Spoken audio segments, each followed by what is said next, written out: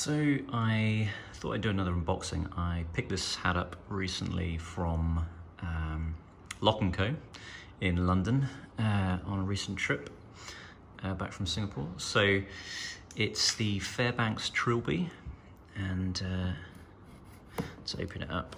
So I purchased in the shop, and then they were kind enough to ship it over so I didn't have to carry it on the plane. Wrist check today, Sea Dweller, and knife is ZT. Always seem to get asked about the knives, so I should do a review on knives at some point.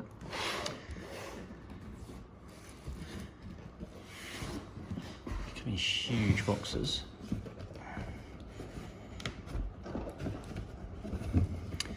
So usually I'd wear, or if you're on the beach or something, Panama hat. So this is a felt hat. It's a beaver felt hat. So packaging, lovely. You got the Lock & Co sticker here. Just gently open it up.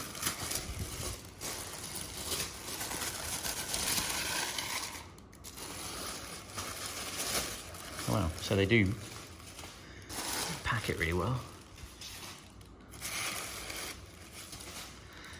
So there we go.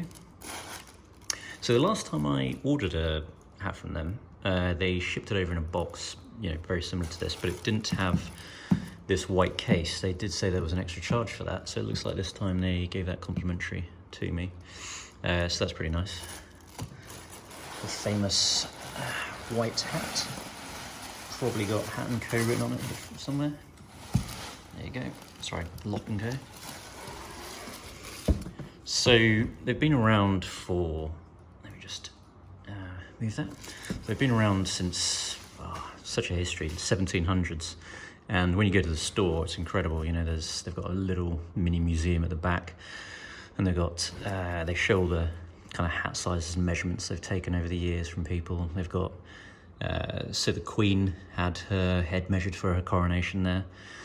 They've got Winston Churchill's head measurements. They've got Charlie Chaplin's, all kinds of famous, Pierce Brosnan, just endless amounts of people. Sean Connery, that's where he got a lot of his hats from. So it's a nice little box. Let me just open this up.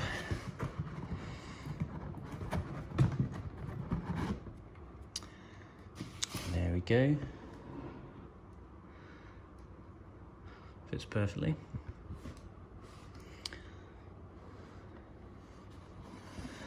It's like a nice little protection raised platform. So the actual hat is, as I said, the previous hat I've got is it doesn't have like any internal lining. So this has got much more shape. This is kind of, they said, kind of water resistant, and should last a very long time. So maybe this will be handy if I'm going somewhere like Australia. It's got a bit of a slight cowboy vibe to it. So inside, it's got a leather inside here. Nice sort of stamp of Lock & Co. And it's got a silver lining. Again with the Lock & Co hat as logo. So the hat was, it's named after an actor, can't remember the guy's name, Richard Fairbanks Jr. And it costs, I think it was £545. So yeah, it's a pretty cool hat. Not great for hot weather, like it is here all the time, but it's a nice one for the collection. And yeah, I think I'll mostly use it when I'm traveling, but overall very cool. It's got a nice little extra rim bit sewn on here, so that's going to help keep the shape, and a little ribbon with a bow there.